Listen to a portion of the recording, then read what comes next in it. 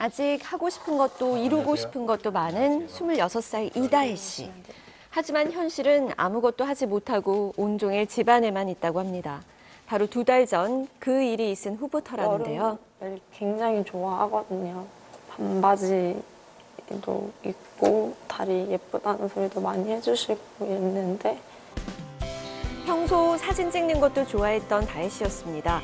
하지만 이번 여름엔 사진은 물론 발목이 드러나는 바지조차 입지 못했다고 합니다. 여름에 난생 처음 긴 바지만 입고 제가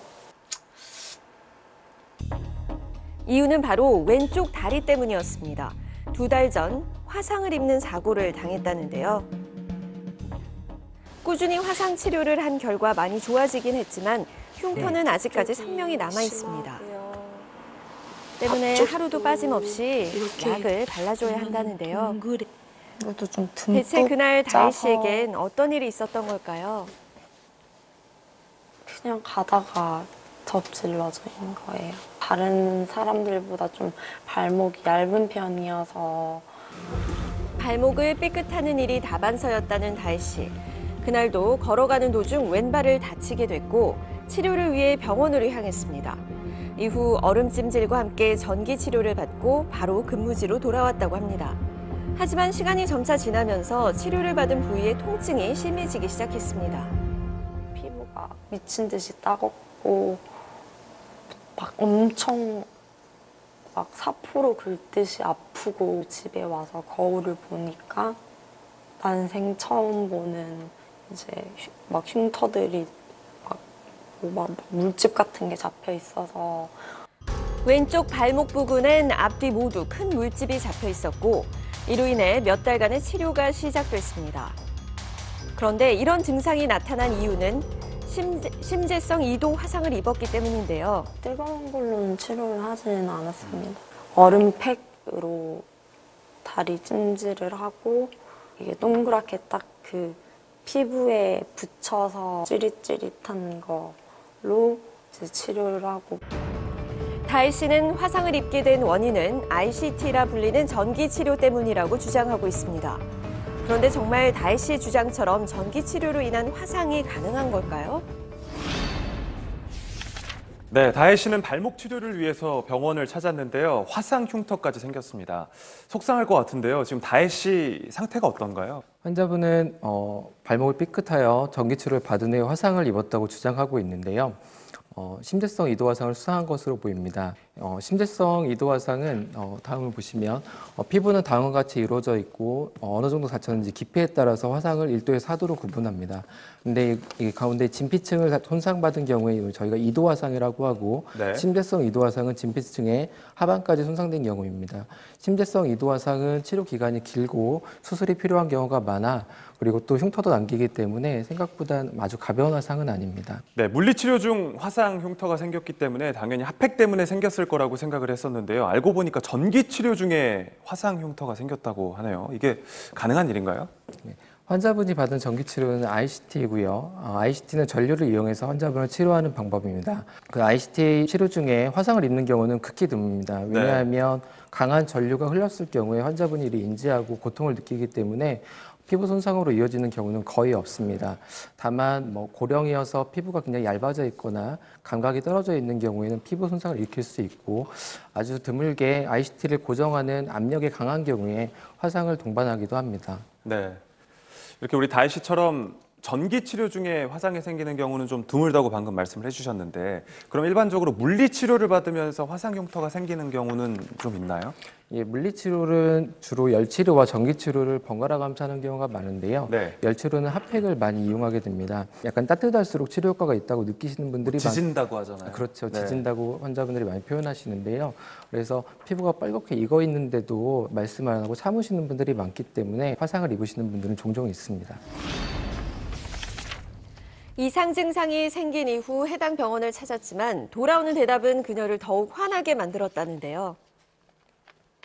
이 한여름에 혹시 전기장판에서 주무셨냐고 물어보더라고요. 거기 핫팩을 했냐고 물어보고 전혀 화상 입을 치료 안 했다면서 자기 병원 책임은 없대요.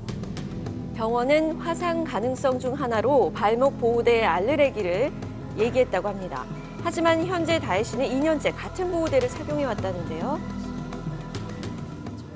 인터넷으로 많이 찾아봤는데 뜨거운 치료만으로 화상을 입는 게 아니라 전기 치료를 하면은 그런 경우가 많다고 제가 봤거든요. 이에 병원은 환자에게 물리치료를 할 때 화상을 입힐 수 있는 열치료는 시행하지 않았으며 화상을 입은 신체 부위 또한 물리치료를 한 위치와 다르기 때문에 물리치료로 인한 화상은 아니라고 제작진에게 입장을 전했습니다. 이 일로 인해 현재 심한 우울증까지 찾아온 상태입니다.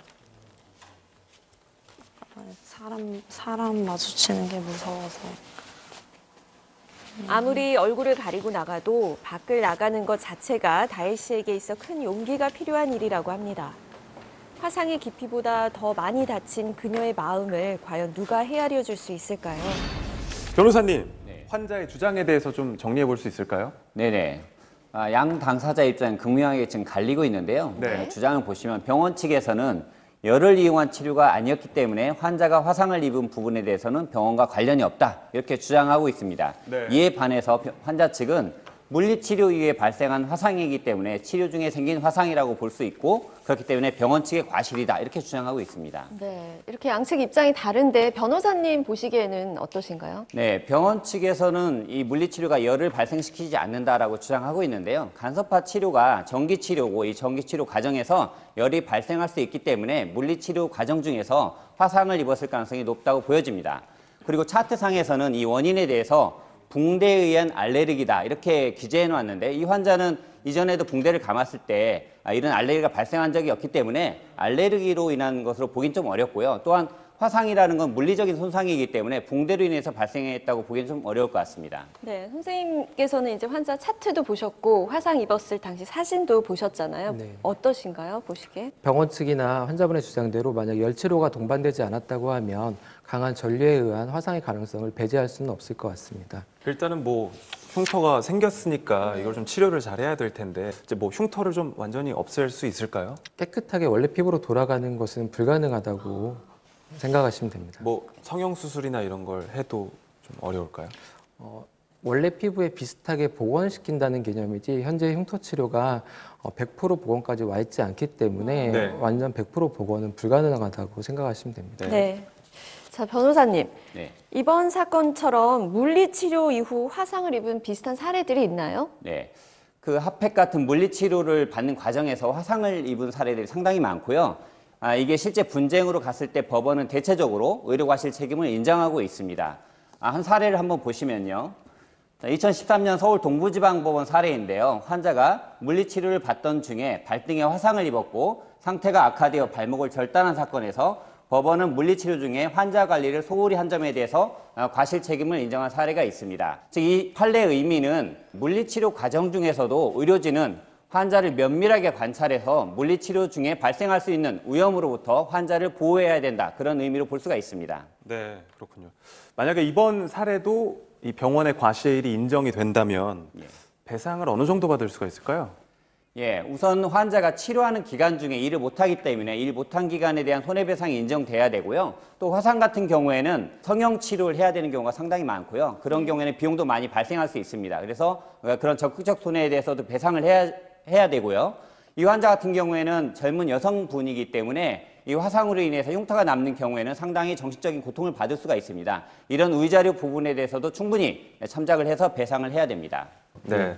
근데 이렇게 물리치료 받다가가 아니더라도 우리가 이제 생활을 하다 보면은 데이거나 뭐 요리하다가 네. 그럴 수 있고. 그런 예. 경우들이 굉장히 많잖아요. 맞아요. 막 얼음찜질을 하려고 하는 경우도 있는데 얼음을 직접 환부에 대게 되면 일시적으로 상처가 식기 때문에 통증은 좀 줄여주는 효과는 있지만 네. 이미 열로 한번 손상받은 피부에 다시 한번 냉각 손상을 다시 입히는 거기 때문에 사실 상처를 악화시킬 수 있어서 많이 권장하는 방법은 아닙니다. 얼음은 아니고 흐르는 물에 해야 되는 거 맞죠? 저희가 이제 그 대처를 잘 몰라서 예. 네, 흐르는 물에 20분간 식히는 것이 가장 좋은 치료 방법입니다.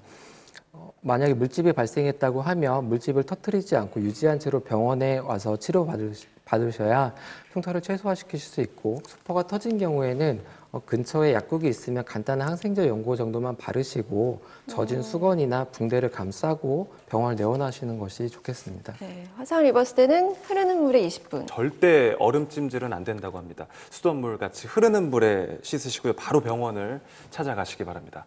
자, 오늘 차트는 여기서 마무리하겠습니다. 두 분 말씀 고맙습니다.